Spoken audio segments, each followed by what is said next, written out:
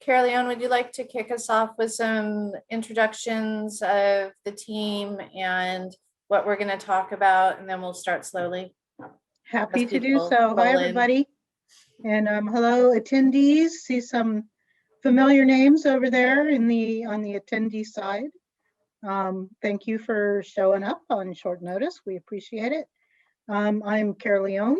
I work with Permit Sonoma Fire Prevention Division on this and a number of other projects right now. And my comadres in crime, as we would say, are Lisa, Hewlett, and Dominica. Do you guys want to introduce yourselves briefly? Sure. I'm Lisa Hewlett. I'm with Permit Sonoma. I am the grants manager. So while Carol Leone will know everything about fire, I will be able to provide input and hopefully know everything about the grant process and the funding that is available to the community. Nice to meet everyone virtually. Hi, everyone. I am Dominica, and I am managing the marketing and communications for this project. So what I would like to offer up to this group is if there are better ways for us to engage in the future with the broader community, please share those. One of our goals is to develop educational resources and materials for the entire county at large. So feedback is greatly appreciated, and what you'd like to see, what would be helpful. And I see Marshall Turbeville has joined us in the panel room as well. Want to say a word, Marshall? Yeah.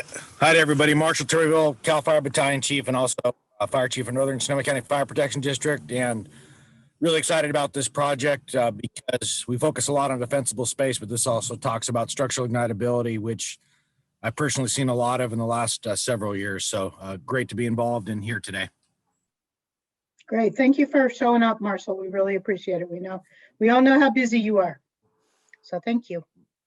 Okay, let's see. And we're jumping off with our next slide, which is what we'll be covering today. Is that first, Lisa will be chiming in sort of about the project, the mechanics and stuff. And then we'll do a little bit of Carol Leone's favorite. This is why this stuff is all really important to know and what you need to do to help your home survive wildfire. And then we'll talk a little bit more about the assessments and the incentives at the end. So that is our plan of attack. And Lisa. So yes, there's a lot of text on these slides, and that was on purpose because the slide will be available, the slide presentation will be available on our website, so you can look at it in greater detail. But in general, this program is funded by FEMA's Hazard Mitigation Grant Program and administered by the Governor's Office of Emergency Services. This is a pilot. This is the first meeting. You are the pilot of our pilot. And project is divided into two distinct phases. We are now in phase one, which is assessments and environmental compliance, and Carol Leone will go into the details of those. Incentive funding and implementation. So incentive funding to do the work will follow the completion of phase one, and I'll get into a little detail of the requirements for incentive funding, the criteria, how the incentive funding process will happen. And, in summary, the county in this phase will conduct defensible space assessments on properties with or without a structure. So on improved and unimproved parcels. We will have voluntary structural hardening evaluations for those whose defensible space assessments turn into projects. And there's limited incentive funding to help offset the cost of implementation of either a defensible space or a defensible space and a structural hardening project. And we'll explain what that means in greater detail later in the presentation. So through the funding application, we identified project areas. Caroleon, do you want to describe in detail how those project areas were selected? I think you have a better handle on the mechanics of that. We sort of used a combination approach to select these 10 project areas, and I know that looks really small on your computer, but they were selected based on a variety of criteria. And one of the first things we did is we had some of our geographic information systems, GIS analysts, draw us up a map that looked at communities that are within a mile or two of very high fire severity zone and that had high density of houses. So dense neighborhoods that were in areas that CAL FIRE through the fire hazard severity zone map had already designated as at risk. So that was our first sort of cut. And our next thing was that we called all of the fire chiefs in those areas and said, hey, if there's an area in your response area that you feel is at very, very high risk, let us know. And so that's how these areas were chosen. Thank you. And this was, by the way, back in early 2018. So much has happened since this time.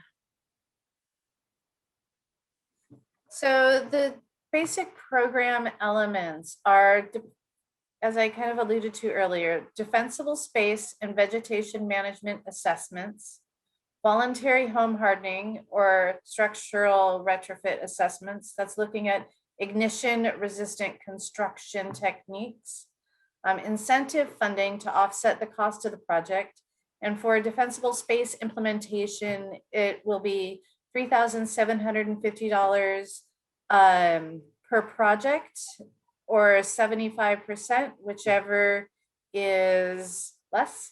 Structural hardening incentives up to $7,000 per project, and we'll get into detail on what a project is and how that will be selected. There will be a contracting phase that if you elect to or want incentive funding, there will be a contract that will need to be signed, which details maintenance and monitoring agreements and how you'll be reimbursed for your project.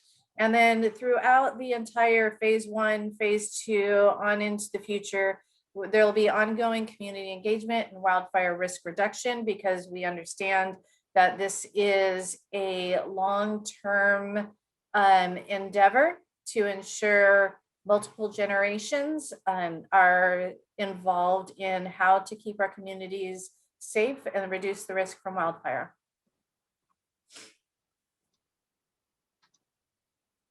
So the guiding principles of the project are, all assessments, the defensible space, the structural hardening will be explained to you as the property owner. You will understand what is in your assessment report. If you elect and are selected for incentive funding, there will be a contract required releasing releasing liability and providing for, how you maintain your project. For defensible space, you'll need to maintain your project for a period of no less than 4 years. For structural hardening, it will be no less than 10 years. And the guidelines for how you maintain your project, what it means to maintain the project, will be provided to each participating property owner. And excuse my allergies. Next. So incentive funding, how to apply. They're much like grant funding, for those who are familiar with grants. Once the assessments are done, there will be a specific timeline for when you can apply for incentive funding. And there will be deadlines associated with that timeline. And while there are multiple ways that we will be looking at your application, there'll be on a first come, first served basis, but also based on a ranking criteria on how cost effective and how much your project reduces risk to the community. And that ranking criteria is under development and will be given to the board for consideration at a future meeting. But we encourage you to sign up to the email or look on the website for the latest information. It will cover the highest priority recommendations that are in your assessment report. And again, when to apply. There'll be a very defined application period when the application is open and when the application period closes.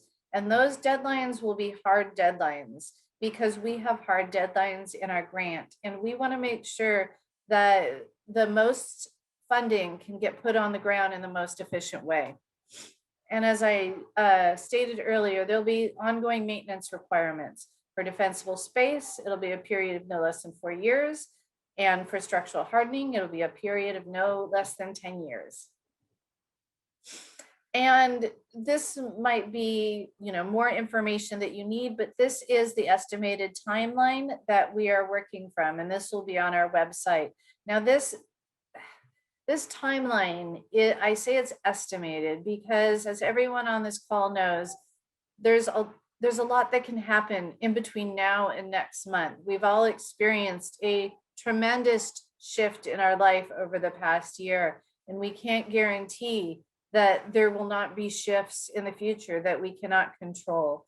But given if things move forward in a sequential fashion, and as we have developed, this is the timeline we will follow. But if there are shifts in this timeline, once again, that will be on the website. And if you sign up to the on the email listserv, you will be given that indication of when things are happening, when assessments are happening, when application periods are opening, how much money is available. And if there are additional phases of the project, as I said, this is a pilot. So if the county gets more money than we currently have, we may open up subsequent phases of the project. But as it stands now, this is the timeline we're following. And here's the website. You'll see this multiple times throughout the presentation. And this might be a good time. If anyone has any questions, please use the Q&A. And I'm happy to answer any questions about the grant process now. And then Carol Leon will go into the nuts and bolts of what the project is, what we're looking for defensible space, for structural hardening, and different program elements. So I'm going to open up the Q&A, and if there's no questions, we will move on. And seeing no questions, we will have breaks throughout the presentation. Pat, I see you raised your hand. Would you mind putting your question in the Q&A?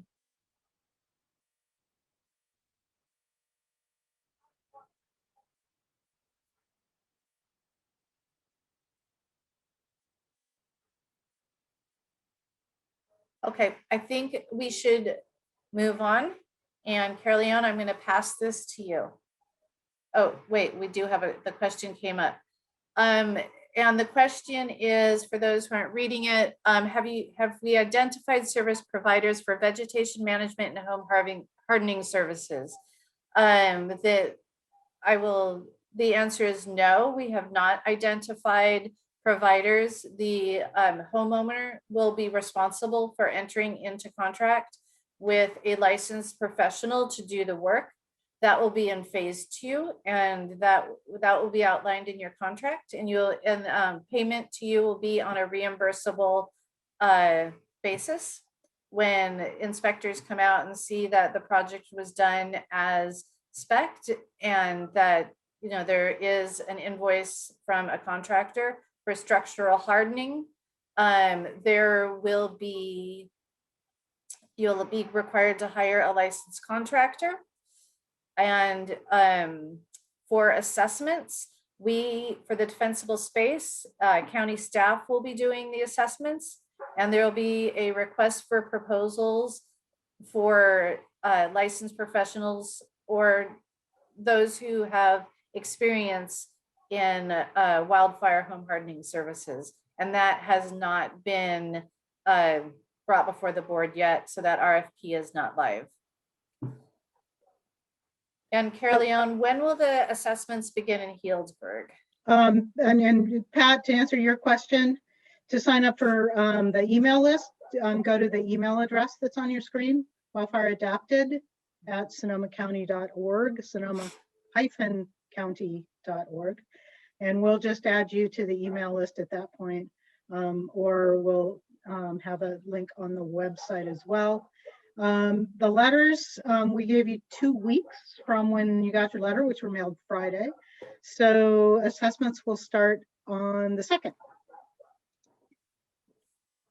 So And Caroleon, do you see this question about the certification for the county staff assessors that Joel asked? Will the county assessors be Cwms or Wfap certified? The defensible space inspectors are not. There are regular defensible space inspector crew. So their training comes from their experience as firefighters and what we've trained them in. The Wfap, that will probably be more on the structure hardening side. And I'm not sure what requirements we will make.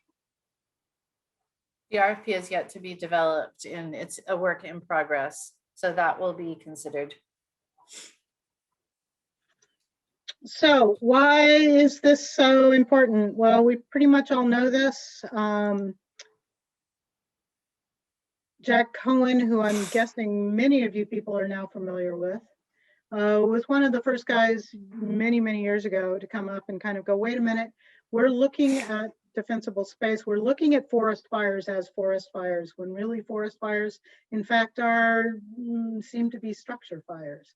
And so he was the first person to start looking at what it was that caused houses to burn in wildland incidents. And he came up with this very simple idea that home ignition is primarily related to vulnerabilities on the structure itself and the fuels within about 100 feet of it, or defensible space, to which we can certainly add weather and the position on the slope and other factors that are going to increase risk on any given day.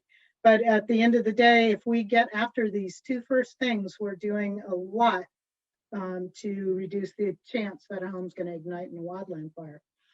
One of the other people who I work with a lot and have been working with a lot on this project is Dr. Steve Quarles, who started with the University of California system and then worked for many years for the Insurance Institute for Business and Home Safety, doing experiments trying to figure out, well, exactly what is it that makes homes ignite in wildland fires. And so he had ember generators that he would blow embers at buildings and see where the embers come through and where they don't. So he has been an important collaborator on this project in developing our structure assessment forms and how we're going about that. He, exactly like Jack Cohen, said that survivability is going to depend on defensible space and careful selection of building materials and construction design. So really this near home vegetation and structure hardening is sort of the sweet spot for keeping homes from burning down. So quickly, how do homes ignite in wildfires? We tend to think of wildfire as this huge thing that just consumes all in its path. But wildfire really is science, it's physics, are the products necessary for combustion present such that they can ignite the house? And there are a couple of ways that can happen. You can get exposure from direct flame. That's if you have vegetation or other items that are so close to the house that if they catch on fire, then they can spread the flame to the house. You can have radiant heat exposures, which are if you have things that are close enough to the house that they get burning. It's hot enough to make the windows fail or combustible siding catch on fire and burn the house that way. By and large, these 2 issues are pretty much under the control of the property owner with their defensible space, with the exception of if you're in a very tight neighborhood where houses are very close together, clearly you're going to have radiant heat exposure from your next door neighbor, which is a little more difficult to circle up. But still, 80% of home loss in these large wildland fires, the full 80%, is due to embers. Embers can be anything from the size of a grain of rice to a softball or larger, and they are flowing around during the fire just like snow in a blizzard. And they can impact the house in a variety of ways. They can blow into gutters, and if you have junk in your gutters, you can expose a weak part of the roof. They can pile up where the deck meets the wall and on furniture that's on your porch. They can blow in through vents. They can pile up in inside corners that have vegetation or other items in them. Under doors and open windows, combustibles near walls, under the house. They can get in all kinds of places because they're small, and fires happen when there's wind. And so they are blowing around in great numbers. And there's a lot that we can do to prevent ignition embers during wildland incidents. You know, this is something that I really want to touch on really quickly because this is important, and that's that we as a community have been so traumatized over the last 5 years by the enormous series of very traumatic wildland fires that we have experienced in and near our county. So we've got big trauma, we've got big worry, we've got big home loss, life loss. Everything seems really huge to us right now. And that is, I think, really causing us a lot of anxiety. And it sort of can stifle you from moving forward. So I'd sort of like to move us out of these big thoughts and start thinking instead of big about things that are the size of a pea or a pea pod, small things. We need to start thinking small, because this is where the sweet spot is for protecting your house from home ignition. It's protecting it from embers that are small, the size of a pea or a pea pod. So let's try to move our thinking from the whole world is on fire to I don't want my house to catch on fire. And these are some of the things that I can do to keep that from happening. So defensible space is one of those. And we know about defensible space. I'm going to talk briefly about the zones. We have what we're now calling Zone 0. This is not yet part of California regulations or Sonoma County regulations, but this is one of the things that we're recommending as something in the project later on. So I'm going to touch on this. And the Zone 0 is the zone from the house walls out for 5 feet. And critical for keeping houses from burning, and I'm going to be talking a lot more about that later. So if you hear me say Zone 0 or the non-combustible zone, that's what we're talking about, is the areas within 5 feet of house walls or out from decks or other attachments. Zone 1 is the zone that goes from 5 feet to 30 feet from the house walls. This is critical also for vegetation management and fuels management. We like to call this the lean, clean, and green zone. Because what you want in here is minimal vegetation that's separated and well maintained so that the vegetation doesn't transfer flame or heat directly to your structure. So that's Zone 1. And Zone 2 is the zone from 30 feet to 100 feet. This is often called the wildland fuels reduction area. And this is where you don't have to be quite as draconian in your fuels management as you are in Zone 1 or Zone 0. But you're just getting after the stuff that's really going to move the fire towards the house. So what we're after in Zone 2 is reducing the power and intensity of an oncoming wildfire so that it drops to the ground and isn't quite so strong when it hits your property. Zone 2, it's important to realize, goes 100 feet or to the property line. You cannot go across the property line to complete your defensible space, unfortunately. One of the most important things I always like to remind people about with defensible space is that defensible space is not moonscape. Trees are allowed, plants are allowed. They make us happy, right? We like them. So don't think that when we say defensible space, we're asking you to moonscape your property. We're not. vegetation is allowed in defensible space. It just has to be maintained in such a fashion that its potential for intense fire behavior is minimized. Our primary concerns in any wildland fire are going to be highly flammable vegetation, dead and dying, ladder fuels, and which are low growing trees and branches and plants, and separating things so the fire can't move straight across the landscape. This is the most important thing I always say. It's a really hard thing for people to remember and adhere to. Any vegetation management defensible space project, we want to start at the house and work outwards. Don't be tempted to go out in the back 40 and start doing something way over there. Start at the house, get your 5 feet, get your 30 feet, get your 100 feet. Start at the house and work out. It's really important, and it's surprisingly difficult to do. Okay, about the assessments. So they will be starting up soon. I apologize for my dog. I would have closed the door and left her out, but I forgot all about her. So codes and regulations, this is not a code enforcement program on its own, but we are using the criteria of Public Resource Code 4291 and Sonoma County Code 13A to guide what the requirements that we're listing on our forms are. So on this map, the areas in blue are local responsibility. The area in whites are state responsibility areas, and different codes apply in those two areas. So in unincorporated Sonoma County, 13A applies to the local responsibility areas, or LRA, and Public Resource Code 42991 and its attendant sections in Title 14 apply to the state responsibility areas, and they are different, and we will be going through them. So 4291 requires fuel breaks around homes, 30 feet, 70 feet, as we just discussed. 13A applies to unimproved parcels, but unlike 4291, it also applies to unimproved parcels in local responsibility areas and state responsibility areas. Local code can supersede, can be more than state code, but it can't be less.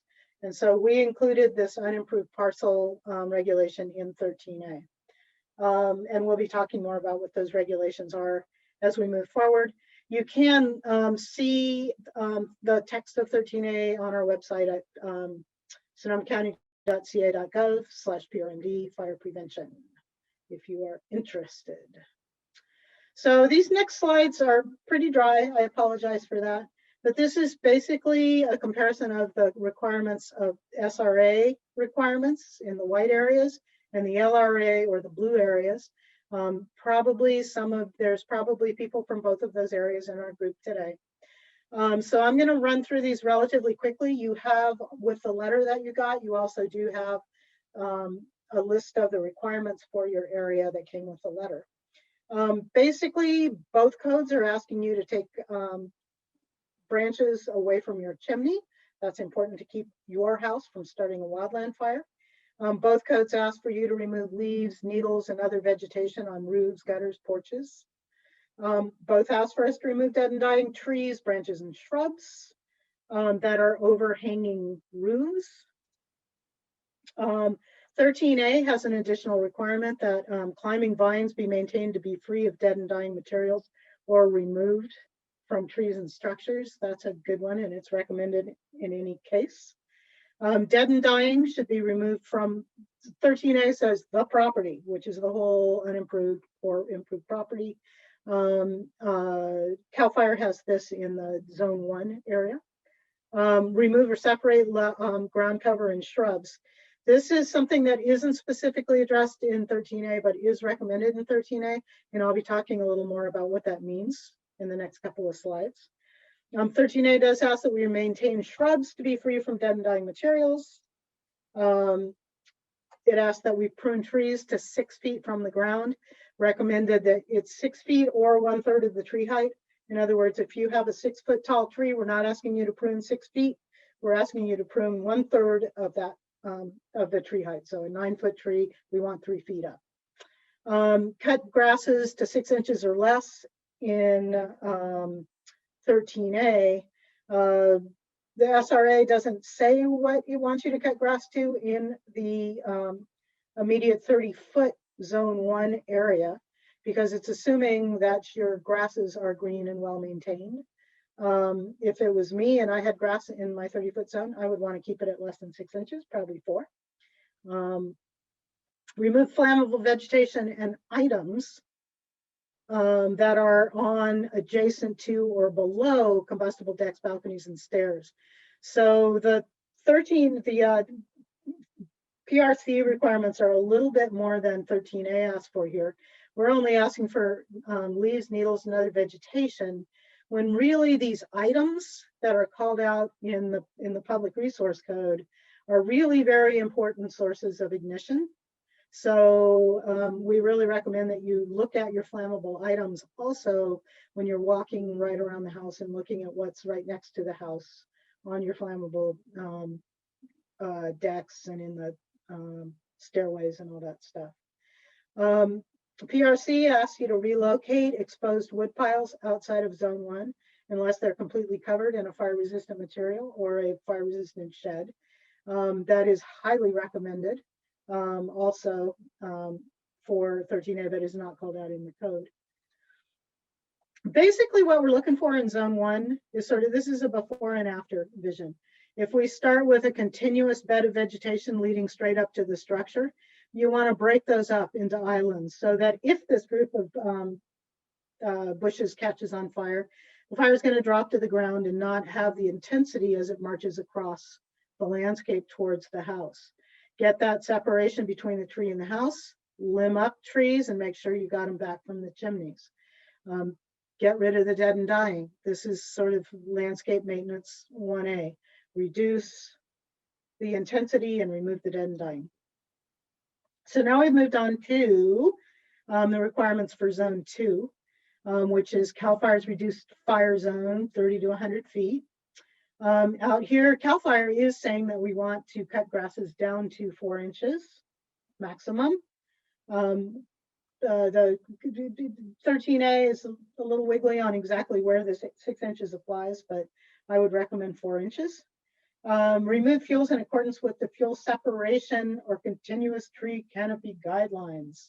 And all we really have in there is to prune the trees, but this separation is a really good thing to do. And I'll talk a little bit more about that in the next slide.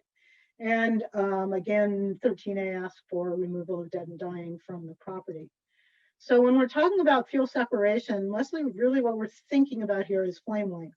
So if you're looking at this vertical measurement here, what you want is for any bushes and shrubs that are under the trees to be lowered so that the flame height, which can be roughly 3 times the height of the shrub, is not going to be sufficient to get the tree canopy on fire.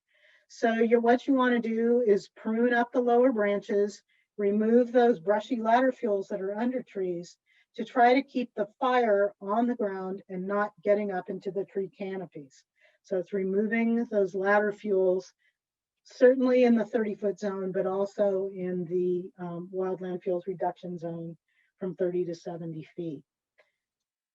Flame length is going to vary by the height of the fuel, the slope, and the wind. So the steeper the slope, the more flame length and the more heat and the faster that fire is going to run up the hill.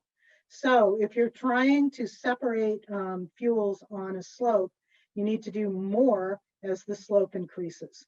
And these drawings, which were done by Ellie Inslee, who's a great collaborator of ours, are on the back of the form that you will get your assessment form. So you can look closer at these.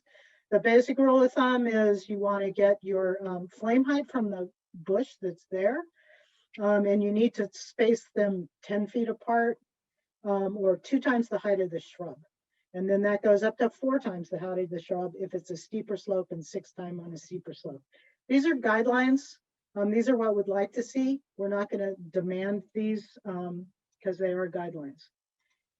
With trees, it's the same idea. The steeper the slope, the more separation that you need to provide. Riparian considerations are important. There are lots of regulations that protect water quality that apply to defensible space.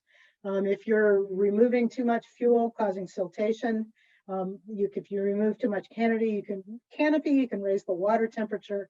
And that's why these regulations exist. If you look at chapter 25-65-040 of the Sonoma County Code, that'll tell you what you can and cannot do in those riparian areas. But do think about riparian areas if you're thinking about doing substantial fuels modification on your property. Requirements continued, exposed wood piles. So now we've moved the exposed wood pile or covered it if it has to be within 30 feet of the house. And if we've moved it out, now we want to have some clearance around it and above it to trees above. And that's in the state responsibility area requirements, but not in the LRA, but it is recommended.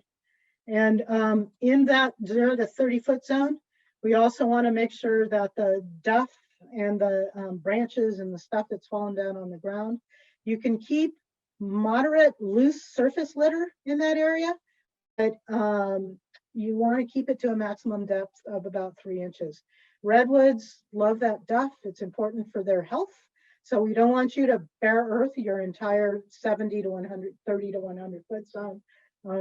But we do want to remove the potential that you can get substantial flame heights and flame movement across the landscape.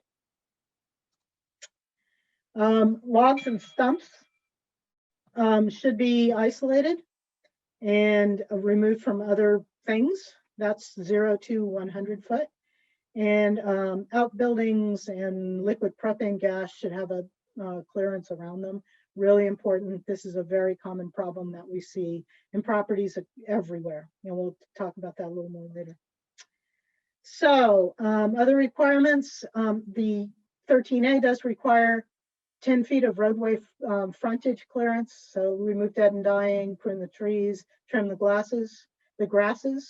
Both codes require numbers, street numbers, addresses that are reflective and 4 inches tall. And both codes also require that you have an intact covering on your chimney so that your chimney doesn't start a wildland fire from embers blowing out of your chimney. So we also have recommendations that we're listing on the forms. And the most important one is that much of recent research has indicated the importance of the 0 to 5 foot non-combustible zone. This really is the sweet spot for reducing the chance that your home's going to ignite. Think of those embers piling up right next to the house. If you have a 0 to 5 foot non-combustible zone, there's nothing in that area that can ignite, which is going to be a huge benefit to your house not igniting during or hours or even days after the wildland fire is passed. It's super important. Can't overemphasize it. It's becoming part of code in a variety of counties in California. Butte County just included this in their code, as has San Diego. It's not yet part of the state code, but there's discussion about it. So in the 0 to 5 foot zone, you want to remove combustible mulch. So gorilla hair, wood chips, none of that should be within 5 feet of the house. You should remove that, cut it back, and put a non-combustible surface down, which could be rock, cement, a variety of things. Irrigated lawn and low-growing, non-woody plants in that area only. Don't plant plants under vents or near windows. Make sure you have 6 inches of clearance between the ground and the start of wooden siding. This can be a retrofit project. If it's impossible, you can at least replace some of the bottom boards with a non-combustible siding material. But that's super important to keep the fire from burning up and getting under the siding. I cannot overemphasize the importance of stuff in this area. We tend to accumulate stuff right next to the house that we never think about, like these kinds of these jute foot mats, which are quite combustible. Put them on the wooden deck right next to the glass door. You might want to think about replacing that with a less combustible item. Think about wood piles. Think about where are your garbage cans. A lot of people store them under the eaves of the house. You evacuate, it looks like this. It's going to catch on fire, and that is enough to get your house burning. So really think about everything that you have that's combustible in that 0 to 5 foot zone. Fences, if you have a wooden fence that attaches directly to your wooden siding, it can wick the fire straight up to the house. So if we replace this element where it attaches to the house with a non-combustible element, that will go a long way towards stopping that problem. It's another allowable thing. So the 0 to 5 foot zone, just a couple of examples. Here, this tree is growing well over this roof on this house. The code does not require that this tree be removed from being over the house. It only requires that dead and dying trees are not left over the house. But do you want to have this fuel right over the top of your house? No. It not only is going to be dropping leaves on there, but it does present a risk. So trimming back all of these branches of this tree that lead it over the roof would be an important consideration. Another consideration here is that we have the tree growing up and getting underneath the eave over here, which is a very vulnerable part of the house. This also has a lot of beautiful plants right here in the 0 to 5 foot zone. In this house in particular, having highly vulnerable shingle siding, I would really recommend that we don't have this density of plants growing right up against the house, that these are moved out or arranged differently so that the fire can't get into here and transfer onto the house. So that's what our 0 to 5 is looking about. Recommendations for the LRA. We are recommending that you move those wood piles out. And there are a variety of products you can use to cover them if you can't, if your lot doesn't allow for you to move them past 30 feet. We're also recommending the separation that we were referring to before of trees and shrubs, and so that the fire can, there's breaks in the fuel continuity as you lead up to the house. We're highly recommended that we do not have propane tanks that are covered with and surrounded by flammable materials. And all of those things are going to be shown on this form, which is what the inspectors will leave on your property. Do take a look at the back of the form when you get it, because there is a lot of information back here that will be interesting to you. We'll leave the form on site.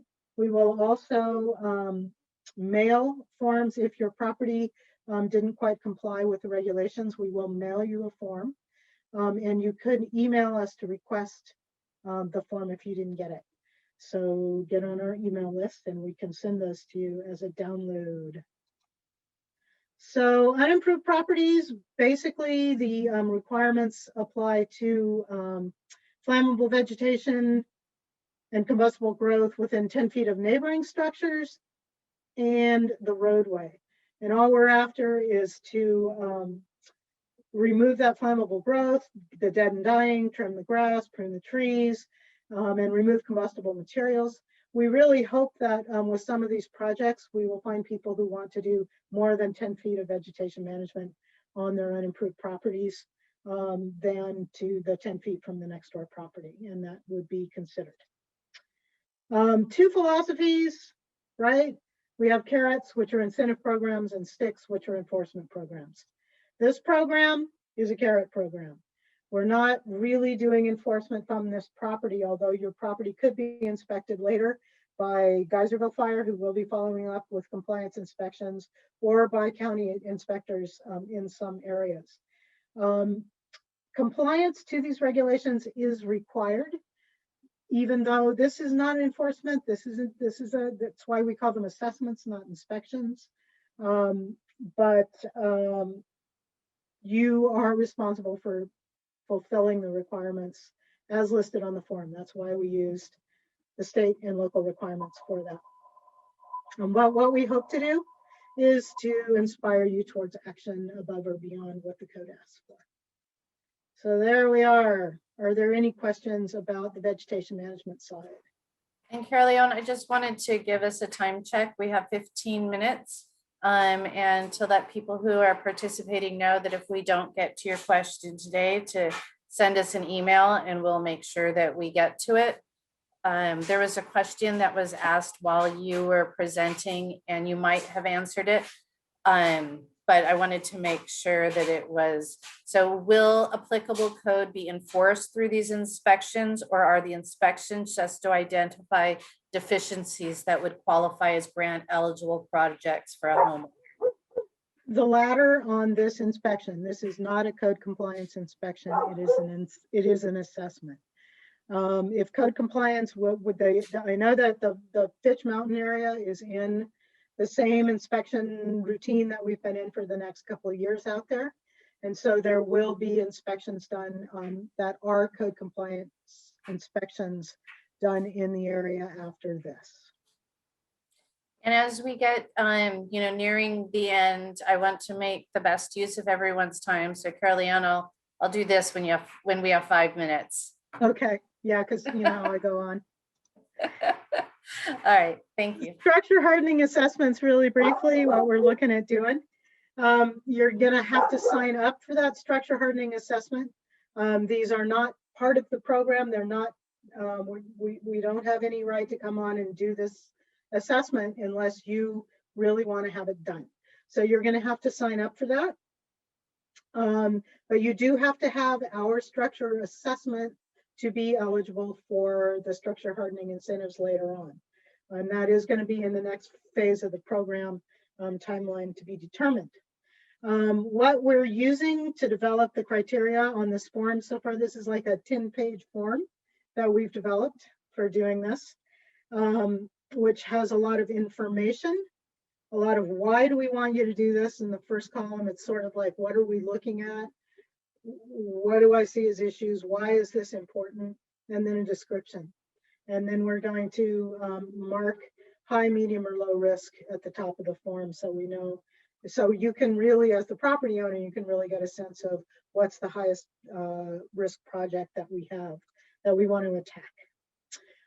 The priorities that we're using for these, by and large, come from Dr. Steve Quarles, 6 priorities, which include the roof and the edge, the vents, the vegetation, defensible space, which in this case is covered in the other program, but in this case is covered by the 0 to 5. The 0 to 5 can be funded either through the vegetation management side or through the structure hardening side. So you could get that with either for the incentive programs. Windows, decks, and siding are the primary things we'll be looking at, with a few more things that we've added in that are other risks. So a lot of these structure hardening projects are going to be probably expensive if you want to say do a roof replacement, or some of them won't be as expensive if you just need to do your gutters or your vents. But we have been working with the Skype program to make a link between these 2 programs so that you could apply to the Skype program to get a loan to pay for the work while you're waiting for the reimbursement. So we'll be talking more about that as we roll out in the future. And that is pretty much the end of that discussion outside of questions. So we'll open up for questions.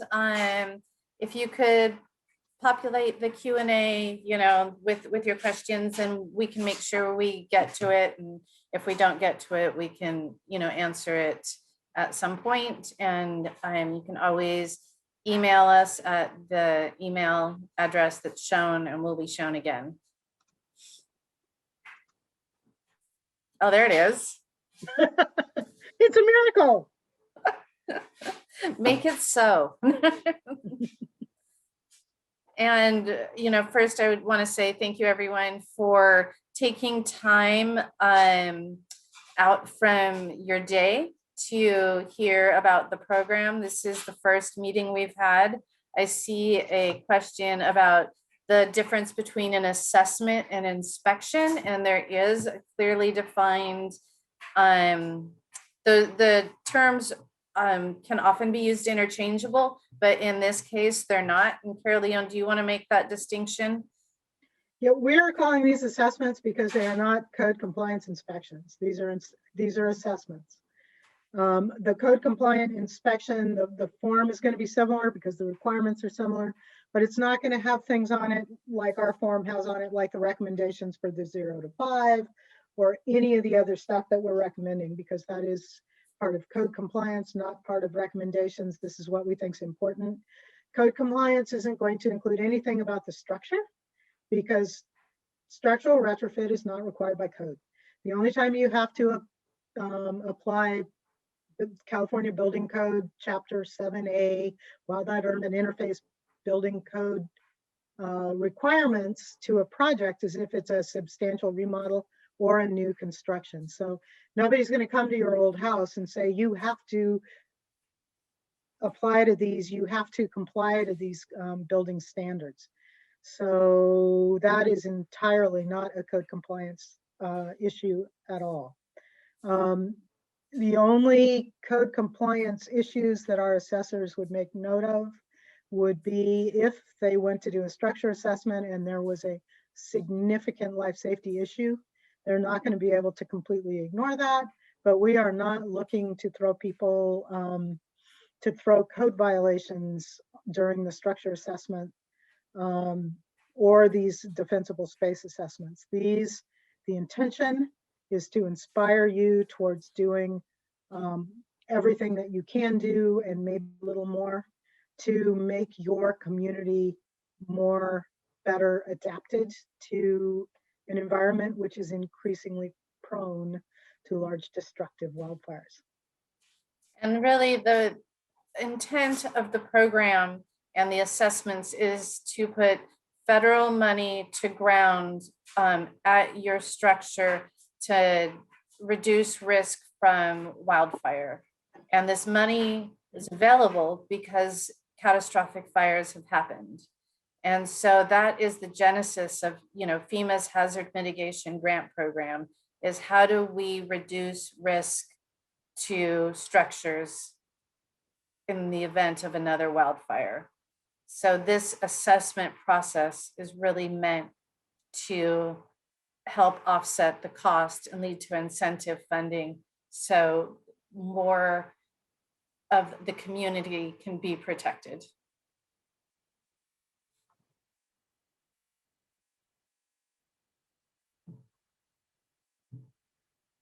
Oh, and I didn't even get to raise my 5-minute thing because we have 7 minutes. So you didn't think I could do it, did you? Well, if you want, we could, if anybody wants to raise a hand or whatever, we could throw it up into verbal questions if people want. So if anybody has a question and you don't want to type it into the Q&A We'll hang box. on for another 5 minutes or so if you Yeah. come up with anything. Thank you for your And time. you can certainly email us with any questions as well. Mhm.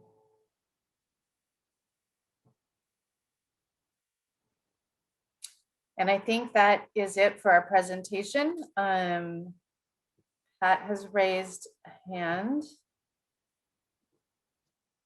There you go, Pat. I think you're You were, unmuted. you were Okay. finishing up. Can you hear me now? Yes. I'm sorry, I took my hand down because I thought you were going to finish up. Carol, on the inspections around Fitch Mountain may start as early as a couple weeks from now, did you say? And then the home hardening ones look like they're not starting until the fall? That would be my guess. Is Thank you. sometime around then. And but there are going to be also on Fitch Mountain the regular defensible space inspections will also take place after this assessment. Okay, and that'll be just certain targeted parts of the mountain. It's not going to be the whole 350 of us, right? Yeah, probably. I think it's a very similar area to last year. Great. Thanks for your time. This was great. Thank you very much. I mean, one of the benefits of grant funding is that it's grant funding. One of the, maybe not issues, but one of the realities is sometimes it takes a little bit longer than doing it yourself. So we will be moving as fast and efficiently as we can to get projects on the ground and to get things moving. And this is a first start. And Kate, I see that you have your hand up. So You can unmute yourself. Oh, can you hear me? Yes.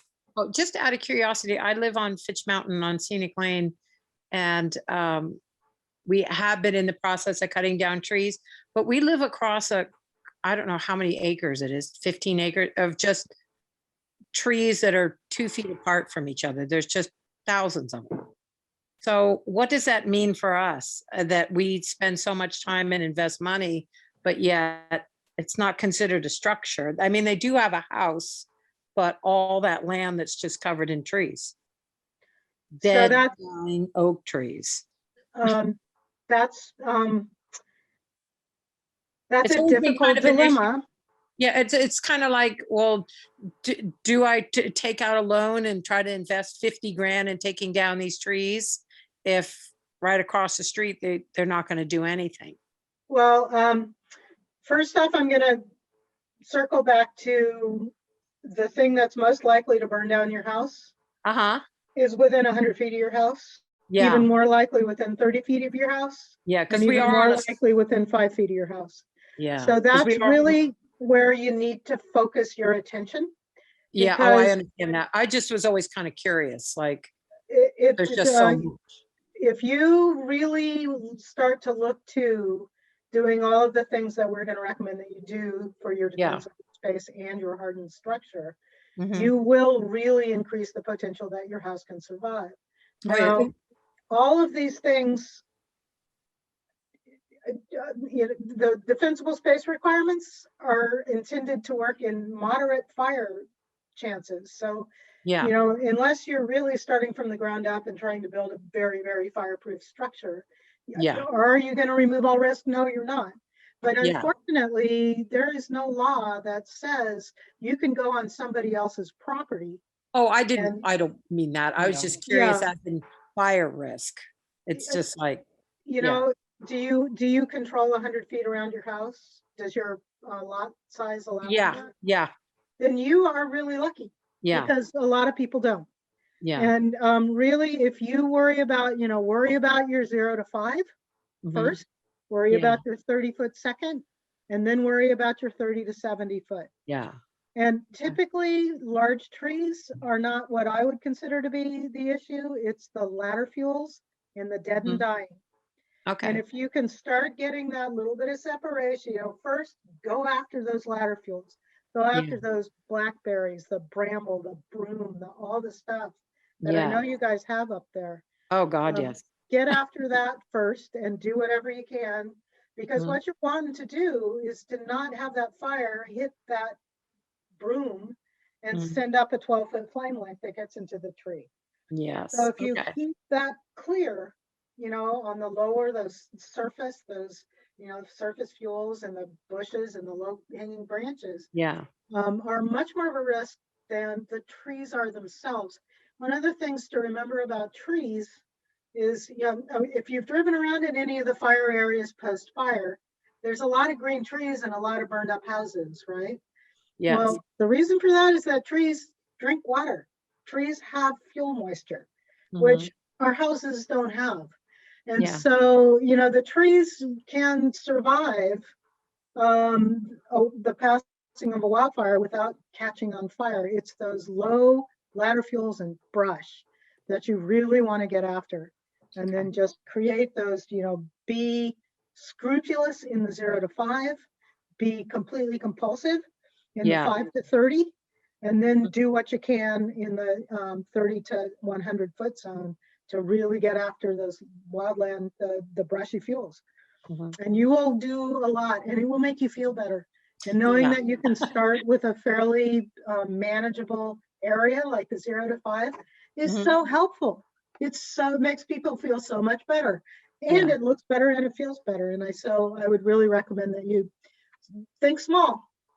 Try Okay. to think Yeah, small. you had a great presentation, and the thinking small was really, that was good. Good. I Thank like you. that. We are Thank at you. 4, and I see Kate Thank has her hand raised. 4, is that right? 4, yes. So if anyone else has questions, I encourage you to email us. Maybe we'll take this last question from Kate, who has her hand raised. That was Kate. That was Kate. Oh, I'm sorry. It's okay. Nice to meet you. Thanks everyone for attending. We'll have multiple community meetings, and if you would like to reach out to us, please do. We're happy to answer any questions. And as we develop this pilot and develop criteria, and as things move forward, the information will be on our website, and we'll be sure to let you know.